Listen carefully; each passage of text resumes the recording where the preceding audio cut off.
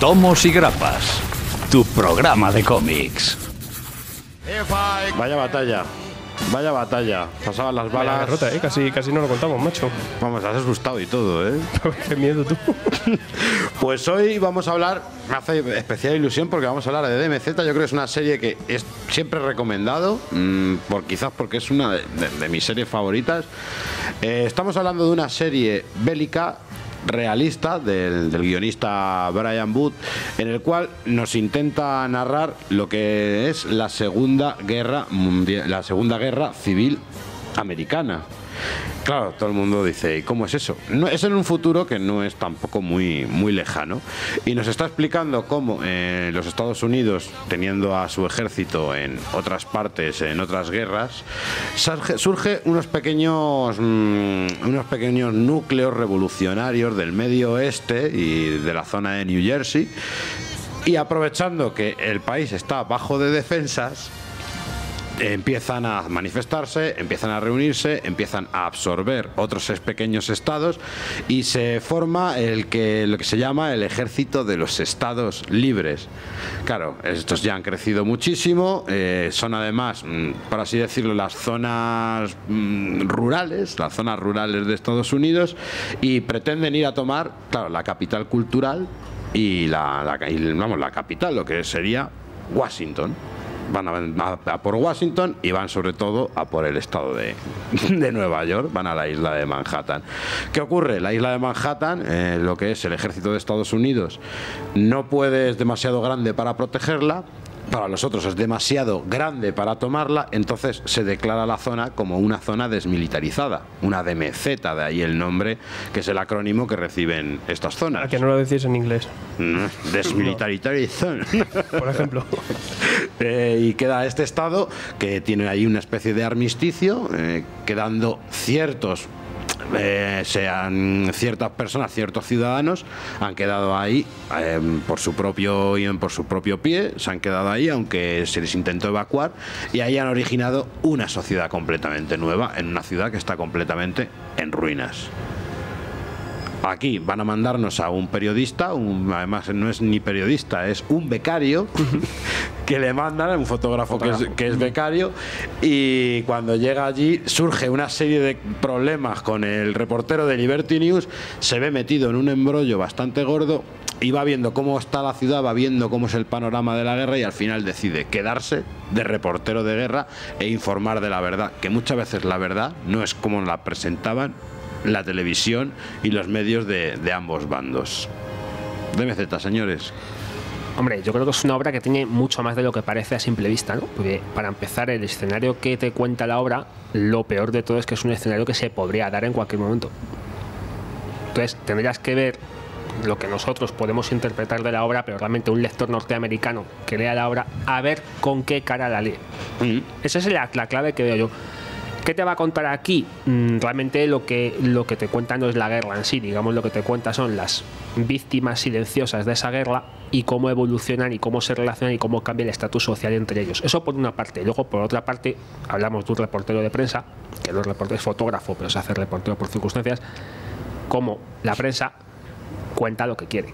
Exactamente. Entonces eso es lo que te van a narrar a lo largo de un montón de capítulos. A mí me parece una serie impresionante. Sí, porque pertenecía a una unidad de prensa, pero era como gubernamental, daba una visión de la guerra un poco... Claro, es que... Sí, también trata un poco la manipulación de los medios, ¿no? Dentro de una guerra y todo eso. Claro. Y además vendía la información a ambos bandos. Pues claro, pasaba la información a ambos bandos. Efectivamente, según lo que le conviene, según el momento de la obra, este personaje lo va a saber hacer cosas de una forma, cosas de otra.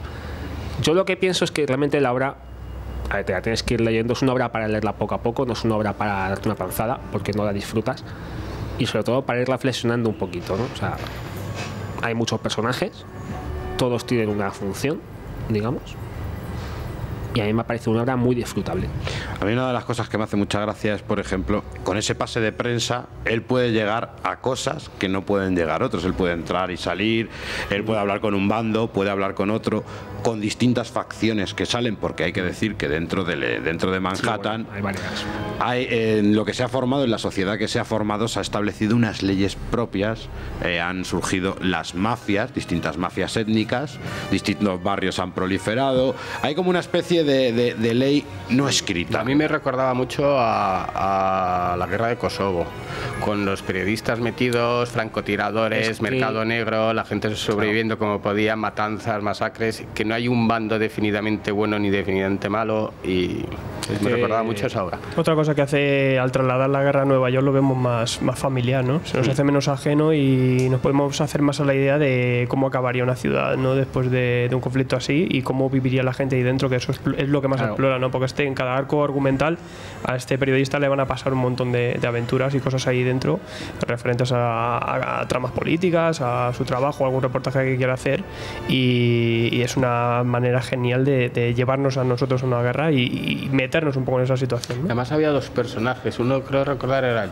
periodista, el fotógrafo, y luego había una chica que era enfermera, sí, que ya estaba viviendo allí, cómo le había cambiado la vida, y entonces es, digamos, la que le ayuda, de hecho creo que es la que le salva la vida a él. Sí, exacto, es la que le salvaba y le introduce un poco porque él es muy pardillo. Es su guía, realmente claro, es su guía. Él no ha pisado una guerra, por eso yo creo que muchos nos identificamos con el protagonista. Dices, un tío que ha llegado a una ciudad, está en guerra, en ruinas, y no sabes cómo subir, y a pesar de eso decide quedarse, pero va de la mano de la chica. Sí, otro aspecto chulo es la relación que van marcándose estos dos personajes con ellos, ¿sabes? Esa convivencia, pero a la vez somos amigos, pero de vez en cuando nos separamos y tal. Y sobre todo la de Matthew Roth, que es el periodista.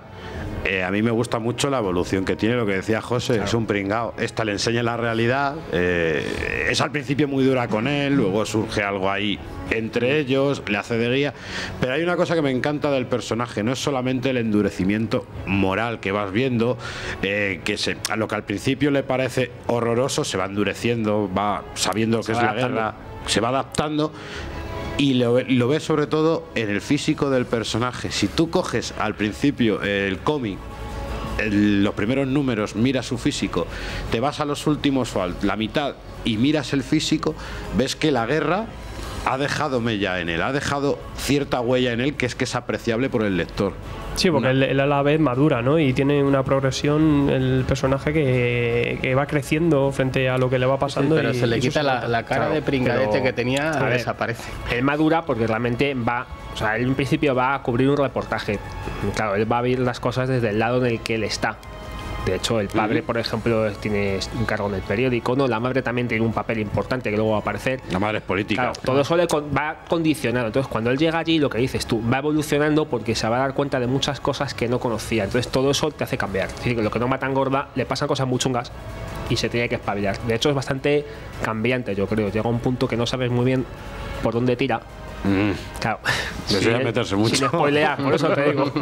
Es que la verdad está todo muy bien narrado en unos arcos argumentales. Está el primer arco que te cuenta cómo llega ahí, y luego en los siguientes arcos avanza bastante en el tiempo, que eso ayuda cuando ves ese cambio de envejecimiento del personaje, porque se supone que ha vivido mucho, intercala con algunas historias personales de algunos personajes también un poco, que para profundizar, yo creo que para darles tiempo para ir contando, y poco a poco va avanzando en lo que son más las tramas. Algunas incluso llega un momento determinado que es casi como el propio universo propio de los personajes, porque de repente incluso nos cuentan la historia de uno de los soldados que el cuarto tomo te hablan, te habla de cómo, es que claro, es un poco spoilear, pero de repente sobre un suceso de su llegada, del helicóptero en el que llegan, pues de repente descubres la persona que hace que ese helicóptero, por ejemplo, caiga. Eso no es spoiler porque es al principio, ¿no? Pero de repente te cuentan la historia de uno de los soldados, de la visión de tal y de cómo consiguen tal, y dices tú, joder, al final es que ha conseguido hacer un universo, contar historias de todo lo que ocurre ahí, y la verdad es que te engancha y al final estás bastante avanzando. Un recurso que utiliza que es genial es aplicar los boletines de noticias y los periódicos y todo eso para narrarnos el contexto de todo lo que le va pasando a Manhattan, ¿no? Van saliendo las noticias y nos van a poner en situación de los nuevos avances que van pasando en esta guerra, y ahí en vez de tener un narrador tenemos las noticias. A lo mejor el protagonista está leyendo unos periódicos antiguos y nos van a narrar cómo surgió esta guerra. Esos son los números que dibuja Brian Wood.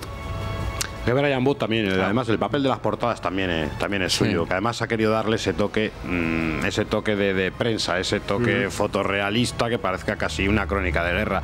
Lo que decía Eduardo de los personajes, de tratar a cada personaje como un simple universo, es bastante bueno porque con ello no vemos una visión de lo que la guerra es buena, la guerra es mala. No, la guerra es supervivencia y cada uno la quiere vivir como a su manera y cada uno quiere sobrevivir. Hay un personaje a mí que yo te lo decía ayer, es mi preferido, Wilson. O sea, es un mafioso del barrio chino que se ha hecho con todo el control del barrio chino y es un mafioso, pero incluso siendo un mafioso y teniendo que tener cuidado con él, se preocupa por su barrio, se preocupa por su zona, se preocupa por sus ciudadanos, por sus no sé cuántos nietos que tiene, y es muy bueno el ver cómo se ayudan, cómo hay tratos entre ellos. Otra facción que también que me parece muy graciosa, los fantasmas, los que viven en el Central Park. Los hippies de Central Park. Ecologistas armados.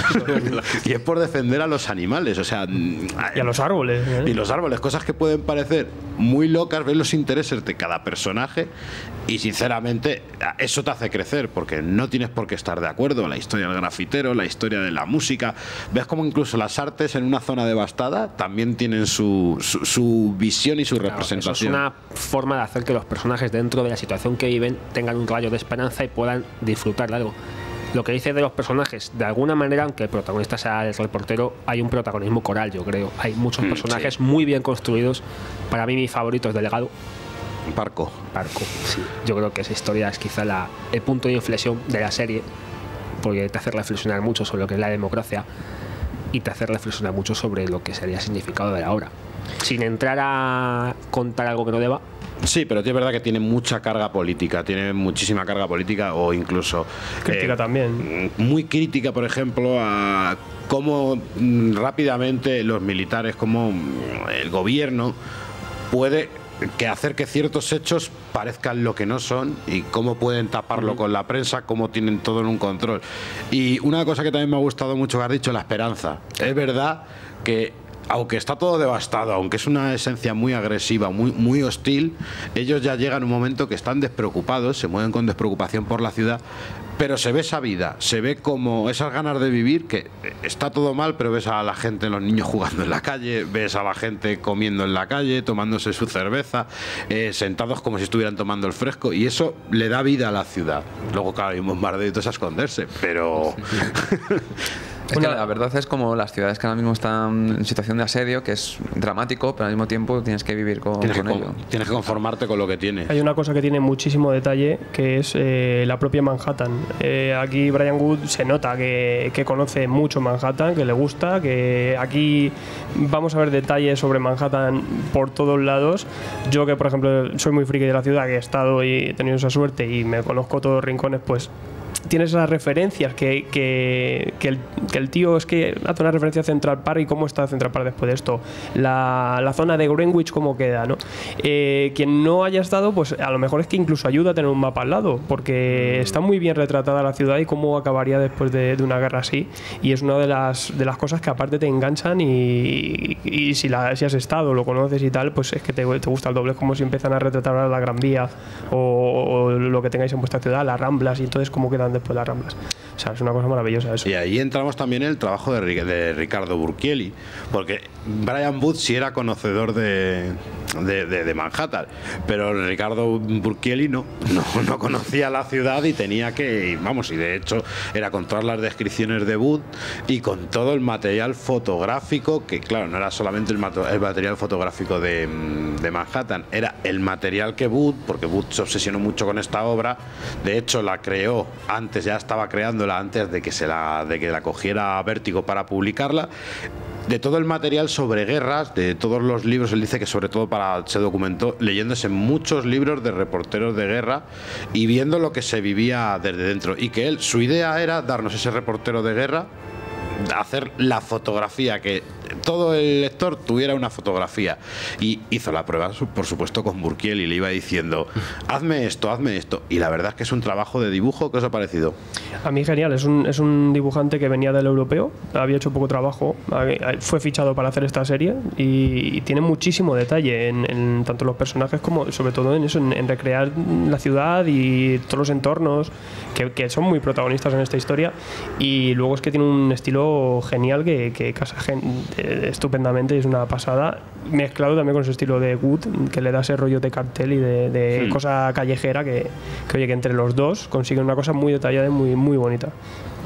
A mí me ha gustado, pero a ver, sin entrar si es bueno o malo, creo que sí es un dibujante apropiado para lo que se está contando aquí. A lo mejor me le sacas a otra cosa y te digo que no, ¿entiendes? Pero sí me aparece. De hecho, luego te vas a encontrar un montón de dibujantes diferentes, sobre todo en historias más cortas, que quizás sirven un poco de respiro para la trama principal, y ahí la serie sí pincha un poco. A Jean Paul León tenemos por ahí también. Yo, por ejemplo, es que hay momentos de algunos números que Burkiel, yo creo que porque se intenta a sí mismo, porque por lo menos no he visto acreditado ningún entintador. Hay momentos que se entinta un poco. En todos los números entinta algunas páginas Brian Wood. Pues hay momentos que el entintado es un poco tal, pero hay otras páginas que son muy buenas.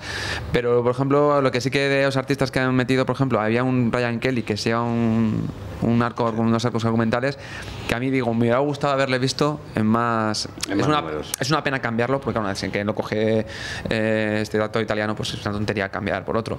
Pero cuando han contado este pequeño arco argumental, me ha encantado cómo dibuja. Y en cambio, el que me ha desentonado un montón ha sido el Christian Donaldson, que además debe ser bastante amigo de Brian Wood, porque parecen bastantes historias cortas. Y además, justo en una de las que es mis favoritas, y ver el dibujo, que es la de la isla, me queda diciendo, con lo bien que se podía haber sacado aquí, de repente hay unas posturas raras, así un poco de muñeco articulado, que me ha sacado un poco de fuera de... Hombre, no olvidemos que es una hija de Vértigo. Y Vértigo siempre se apoyaba en sus guiones y muchas veces parece que le fallaba ese tema del dibujo, o no le daban la importancia al dibujo que realmente muchas veces requería.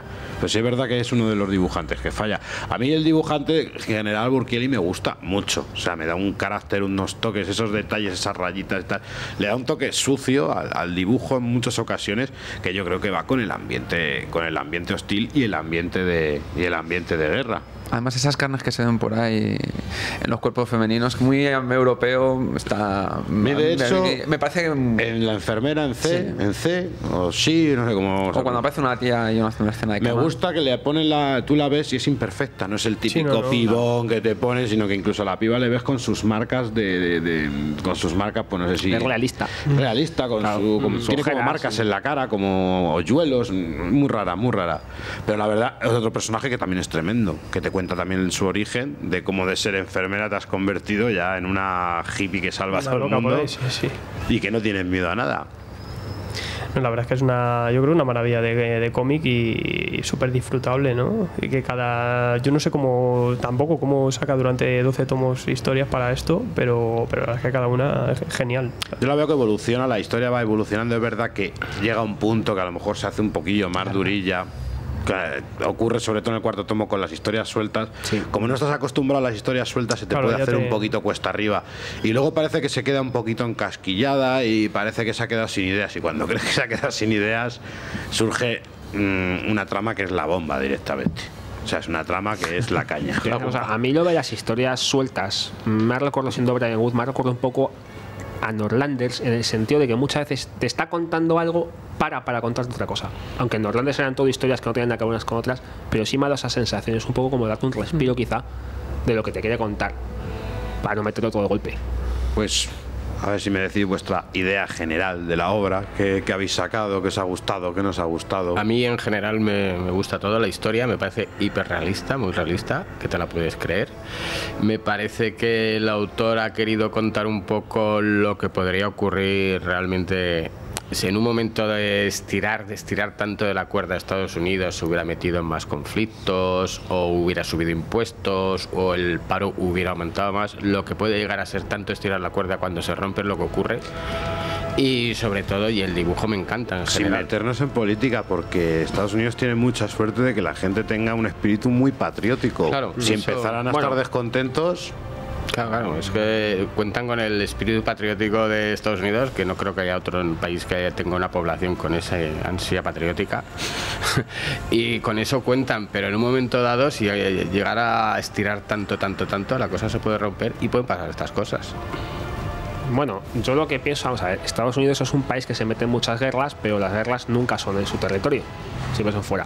Entonces, lo más parecido que han conocido de una guerra últimamente es el 11S. Entonces, yo creo que esta serie es un poco hacerle reflexionar a la gente.